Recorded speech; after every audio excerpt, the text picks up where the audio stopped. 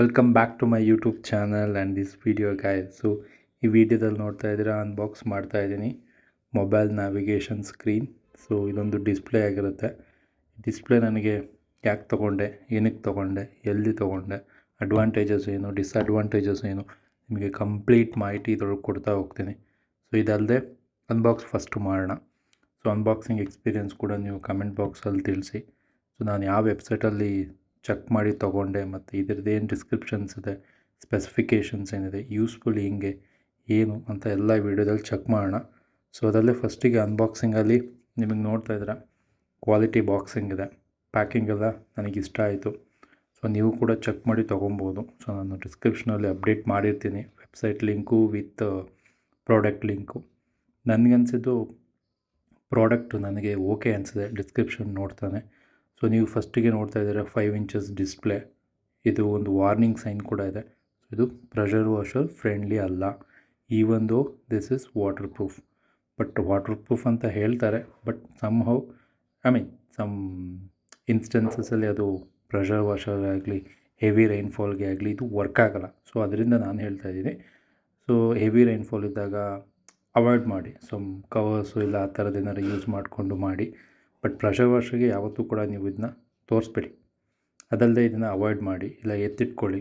So ಇದು easy plug and play ಆಗಿರೋದ್ರಿಂದ ನೀವು ಆರಾಮ್ಸಾಗಿ ಇದನ್ನು ಎತ್ತಿಟ್ಕೋಬೋದು.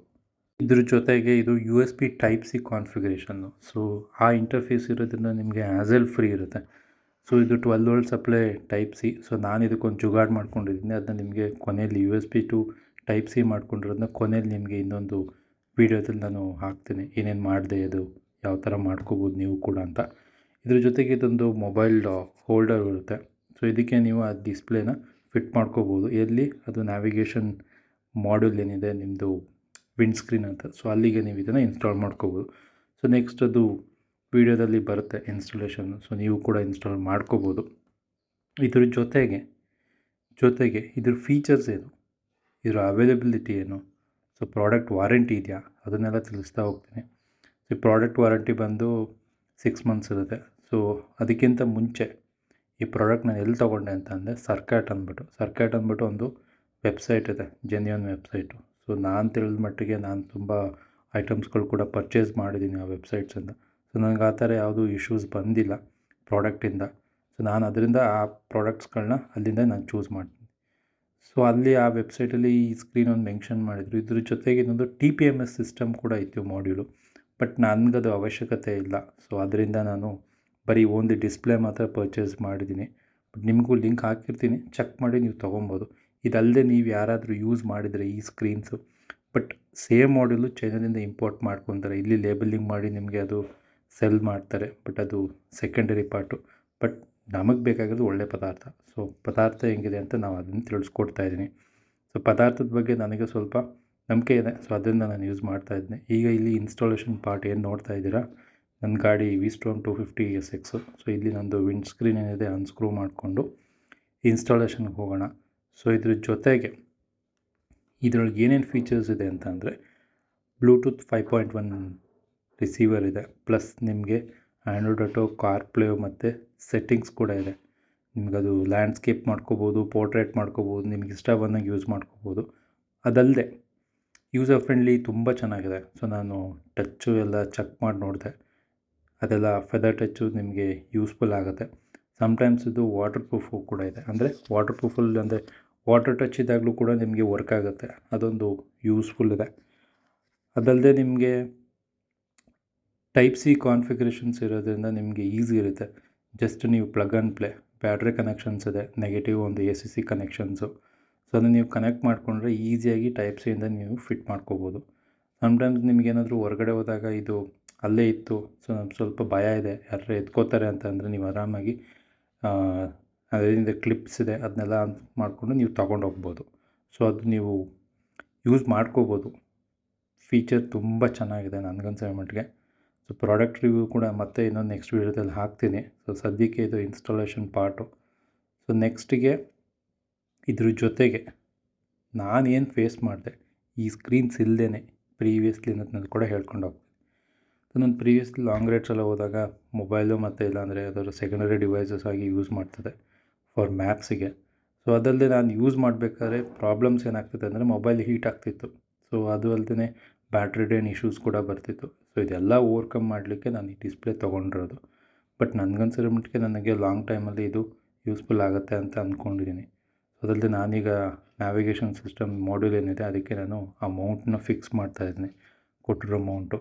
ಸೊ ಬಾಲ್ ಜಾಯಿಂಟ್ ಇರುತ್ತೆ. ಸೊ ನಿಮಗೆ 360 ಯೂಸರ್ ಇಂಟರ್ಫೇಸ್ ಇರುತ್ತೆ. ನೀವು ಆ ಕಡೆ ಬೇಕಾದ್ರೂ ತಿರುಗಿಸ್ಕೊಬೋದು. ತುಂಬ ಫ್ಲೆಕ್ಸಿಬಲ್ ಇರುತ್ತೆ.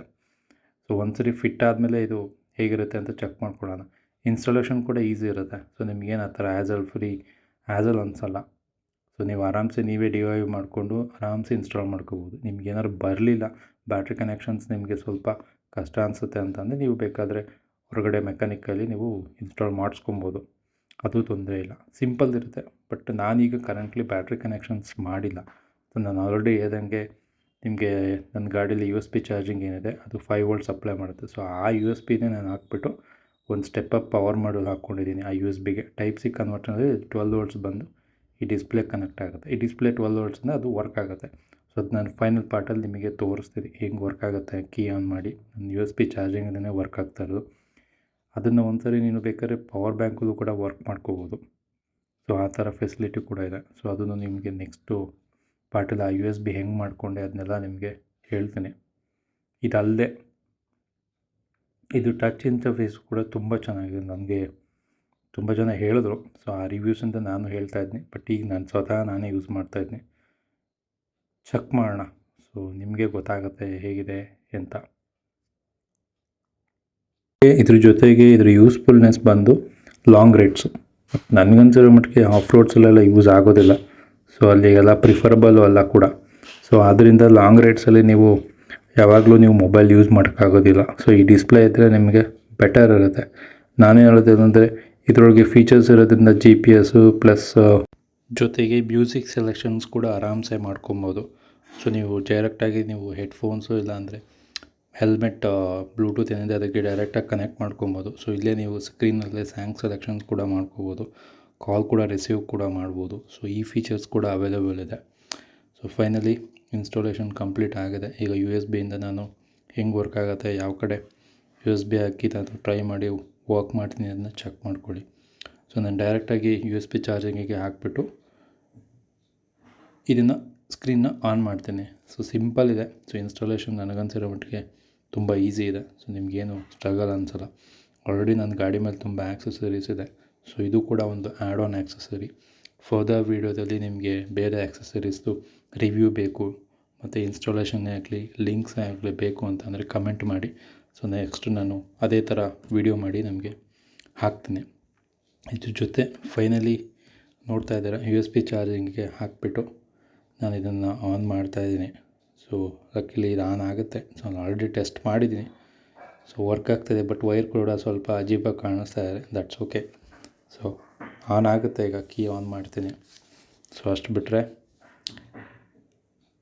ಫೈನಲಿ ಈ ಮಾಹಿತಿ ಮತ್ತು ಈ ವಿಡಿಯೋದಲ್ಲಿ ನಾನು ಏನೇನು ಹಾಕಿದ್ದೀನಿ ಅದೆಲ್ಲ ಯೂಸ್ಫುಲ್ ಆಗಿದರೆ ವಿಡಿಯೋಗೊಂದು ಲೈಕ್ ಮಾಡಿ, ಶೇರ್ ಮಾಡಿ. ಅದ್ರ ಜೊತೆ ride safe, ride smart. So ಇದೇ ಥರ ಮೋಟೋ ರಿಲೇಟೆಡ್ ವೀಡಿಯೋಸ್ಗಾಗಿ ಸಬ್ಸ್ಕ್ರೈಬ್ ಮಾಡಿ. ಇದರ ಜೊತೆಗೆ ಬೇರೆ ಗ್ಯಾಜೆಟ್ಸ್ ಡೈಲಿ ಒಂದು ಗ್ಯಾಜೆಟ್ಸ್ ರಿವ್ಯೂ ಮಾಡಬೇಕು, ಅನ್ಬಾಕ್ಸ್ ಮಾಡಬೇಕು ಅಂತ ಇದೆ. ಸೊ ಪ್ಲೀಸ್ ಸಬ್ಸ್ಕ್ರೈಬ್ ಮಾಡಿ ಆ್ಯಂಡ್ ಹೆಲ್ಪ್ ಮಾಡಿ. That's okay. Thank you.